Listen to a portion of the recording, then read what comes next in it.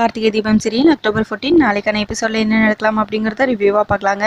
எல்லாரும் அவங்கவுங்க கதையை சொல்லிட்டு இருக்காங்க. அப்போ ஜானகியும் அவங்க கதையை சொல்கிறாங்க. உனக்காவது இப்படி நடந்துச்சுமா, ஆனால் ஏன் கதையை கேட்டால் கோவப்படுறதா சிரிக்கிறதானே தெரியாது அப்படின்னு சொல்லிட்டு அவங்க கதையை சொல்கிறாங்க. தர்மலிங்கம் நாதஸ்வரம் வாசிச்சு காலையில் விடிஞ்சிருது, 5 மணி ஆயிடுது, கோழியும் கூவிடுது. ஏங்க பொழுது விடிஞ்சிருச்சு அப்படின்னு ஜானகி சொல்லவும், ஓ அதுக்குள்ளே விடிஞ்சிருச்சா, நான் வாசிச்சுட்டே இருந்ததில் டைம் போனதே தெரியல அப்படின்னு தர்மலிங்கம் சொல்ல, அதோட ஜானகி ஃப்ளாஷ்பேக்கை முடிச்சிடுறாங்க. இதை கேட்டு எல்லாரும் பயங்கரமாக சிரிக்கிறாங்க. அப்போ ஐஸ்வர்யாவும் கூட சேர்ந்து சிரிக்கிறாங்க. சரி, எல்லார் கதையும் கேட்டுட்டு ஐஸ்வர்யா உன் கதையை சொல்லாமல் இருந்தா எப்படி அப்படின்னு மீனாட்சி சொல்ல, உங்களுக்காச்சும் அப்படி நடந்துச்சு, ஏன் கதையை கேட்டால் அவ்வளோதான், கிட்டத்தட்ட ஜானகி அம்மா மாதிரி தான் ஏன் கதையும். அவங்களுக்கு விடிய விடிய கச்சேரி நடந்துச்சு, எனக்கு விடிய விடிய சொற்பொழிவு தான் நடந்துச்சு அப்படின்னு சொல்லிட்டு அவங்களோட ஃப்ளாஷ்பேக்கை சொல்கிறாங்க. அருண் ரூமில் வெயிட் பண்ணிட்டு இருக்காங்க. அப்போ ஐஸ்வர்யா பால் எடுத்துகிட்டு போகிறாங்க. இதை அங்கே வச்சிரு, அப்புறமா குடிச்சிடலாம் அப்படின்னு அருண் சொல்ல, சரின்னு ஐஸ்வர்யாவும் கொண்டு போய் வச்சுட்டு வராங்க.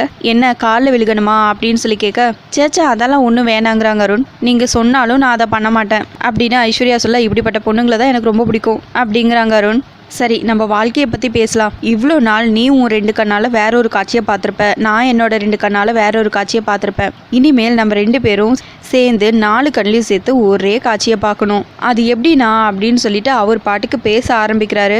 இங்கேயும் அதே மாதிரி 12 மணி, 1 மணி, 2 மணி, 3 மணின்னு டைம் 3 ஆயிடுது. அருண் பாட்டுக்கு பேசிகிட்டே இருக்காரு. எங்கேயோ இவன் லூஸாக இருப்பான் போல இருக்கே அப்படின்னு சொல்லிட்டு நீ பாட்டுக்கு புலம்பிட்டுரு அப்படின்னு மனசில் யோசிச்சுட்டு அருண் திரும்பி நிற்கிற நேரமாக பார்த்து அவங்களோட பேக் எடுத்துகிட்டு வெளியே கிளம்பிடுறாங்க ஐஸ்வர்யா. அருண் திரும்பி பார்த்தது ரூம் ஃபுல்லாக ஐஸ்ன்னு சொல்லி தேடுறாங்க. அதுக்கப்புறம் டோர் ஓப்பன் பண்ணி வெளியே போய் பார்க்குறாங்க. ஐஸ்வர்யா பேக் எடுத்துகிட்டு போயிட்டுருக்காங்க. என்ன ஐஸ்வர்யா இப்படி பண்ணிட்டு இருக்க, என்ன நடந்துச்சு அப்படின்னு அருண் கேட்க, அதுதான் எதுவும் நடக்கலையே அப்படின்னு ஐஸ்வர்யா சொல்ல, சரி நான் இனிமேல் இப்படி பண்ண மாட்டேன், ப்ளீஸ் சாரி அப்படின்னு சொல்லிட்டு ஐஸ்வர்யாவை திரும்பவும் ரூமுக்கு கூட்டிகிட்டு வராங்க. சரி நான் இப்போ தூங்குறேன், எதா இருந்தாலும் இது அப்புறமா பார்த்துக்கலாம் அப்படின்னு சொல்லிட்டு அருண் போய் தூங்கிடுறாங்க. ஐஸ்வர்யாவும் சரின்னு விட்டுடுறாங்க. அதோட ஃப்ளாஷ்பேக் முடிஞ்சது. இதை கேட்டதும் எல்லாரும் பயங்கரமாக சிரிக்க ஆரம்பிச்சிடுறாங்க. ஓ இவ்வளோ நடந்துச்சா, நானும் இங்கே தானே இருந்தேன், நீ பேகெல்லாம் தூக்கிட்டு போனது எனக்கு தெரியலையே அப்படின்னு மீனாட்சி கேட்க, ஆமாம் அன்னைக்கு ஆஃப் ஆனவர் தான், அதுக்கப்புறம் என்கிட்ட வாயே திறக்கலை.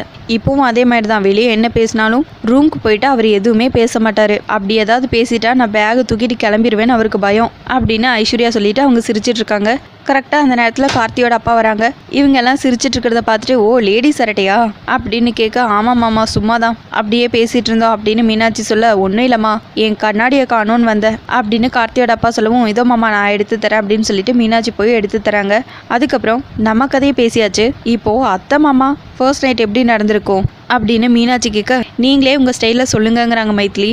அத்தையும் இதே மாதிரி தான் பால் சொம்போட போயிருப்பாங்க அப்படின்னு சொல்ல, சேச்சா அந்த மாதிரியெல்லாம் நடந்திருக்காது அப்படின்னு ஐஸ்வர்யா சொல்ல, சரி நீயே சொல்லுங்கிறாங்க மீனாட்சி. சரின்னா அதுக்கப்புறம் இவங்க கதையை ஐஸ்வர்யா ஒரு ஃப்ளாஷ்பேக்காக சொல்கிறாங்க. உள்ள கார்த்தியோட அப்பா ரூமில் நடுங்கிட்டு உட்காந்துட்டு இருக்காங்க. அப்போது அபிராமி அம்மா பால் சொம்போட உள்ளே போகிறாங்க.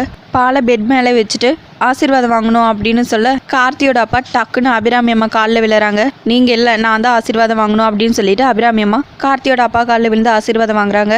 அதுக்கப்புறம் பாலை டம்ளரில் ஊற்றி கொடுக்குறாங்க. அவர் ஃபுல்லாக குடிச்சிடுறாரு. மீதி வைக்கணும் அப்படின்னு அபிராமி சொல்ல, கொஞ்சம் தான் இருக்குங்கிறாங்க. சரி பரவாயில்ல அப்படின்னு சொல்லிட்டு அபிராமி வாங்கி அதை குடிக்கிறாங்க. அதுக்கப்புறம் கொண்டு போய் சொம்பெல்லாம் வச்சுட்டு வராங்க.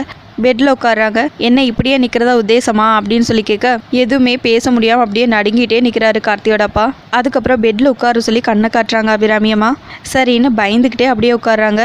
இவங்களுக்கு சிரிப்பு வந்தாலுமே ஆனாலும் அதை கண்ட்ரோல் பண்ணிக்கிட்டு வெறப்பாக இருக்கிற மாதிரியாவே இருக்காங்க. அதுக்கப்புறம் மெதுவாக கார்த்தியோட அப்பாவை கையை பிடிக்கிறாங்க. பக்கத்தில் நகர்ந்து உட்காடுறாங்க. கார்த்தியோட அப்பா விலகி தள்ளி உட்கார்றாரு. அதுக்கப்புறம் அபிராமி சிரிச்சதும் சரின்னு இவரும் பக்கத்தில் போய் உட்காடுறாங்க. அதோட ஃப்ளாஷ்பேக்கை கட் பண்ணிடுறாங்க. இதை பற்றி பேசி இவங்க எல்லாரும் திரும்பவும் சிரிச்சிட்டு இருக்காங்க. அதுக்கப்புறம் மைதிலி அக்கா எல்லார் கதையும் கேட்டீங்கல்ல, இப்போ உங்கள் கதையை சொல்லுங்க அப்படின்னு சொல்ல, என்ன பேசுறீங்க நீங்கள், அத்தை வேற இருக்காங்க, சொன்னால் புரிஞ்சுக்கோங்க அப்படின்னு சொல்ல, அது எப்படி எல்லார் கதையும் கேட்டுட்டு நீங்கள் மட்டும் உங்கள் கதையை சொல்ல மாட்டேங்கிறீங்க அப்படின்னு மீனாட்சி கேட்க, சொன்னால் புரிஞ்சுக்கோங்க அத்தை இருக்காங்கங்கிறாங்க மைதிலி. சரின்னு அவங்களை விட்டுடுறாங்க. சரி கார்த்தி தீபா ஃபர்ஸ்ட் நைட் எப்படி நடந்துட்டுருக்கோம் அப்படின்னு மீனாட்சி கேட்க, மைதிலி சைவமா அசைவமானு கேட்குறாங்க. இந்த சின்ன பொண்ணுங்களோட சேர்ந்து உட்காந்தா இப்படி தான், நான் போகிறேன் அப்படின்னு ஜானகி சொல்ல, பேசாமல் உட்காருங்கம்மா, சும்மா ஜாலியாக தானே பேசிகிட்டு இருக்கோம் அப்படின்னு மீனாட்சி சொல்லிட்டு மீனாட்சி அவங்க ஸ்டைட்லேயே சொல்கிறாங்க. தீபா வெக்கப்பட்டுட்டே டோர் ஓப்பன் பண்ணி உள்ளே போகிறாங்க. பால் சொம்போட கார்த்திக் உட்காந்துட்டு இருக்காங்க. பால் சொம்பை பெட் மேலே வச்சுட்டு கார்த்திக்கிட்ட ஆசீர்வாதம் வாங்கிக்கிறாங்க. அதுக்கப்புறம் பால் ஊற்றி கார்த்திக் கொடுக்குறாங்க. கார்த்திக் குடிச்சிட்டு மீதியை தீபாக்கும் கொடுக்குறாங்க. தீபா வாங்கி குடிச்சிட்டு அப்படியே உட்காந்துட்டு இருக்காங்க. அப்போ கார்த்திக் தீபா கையை தொடுறாங்க.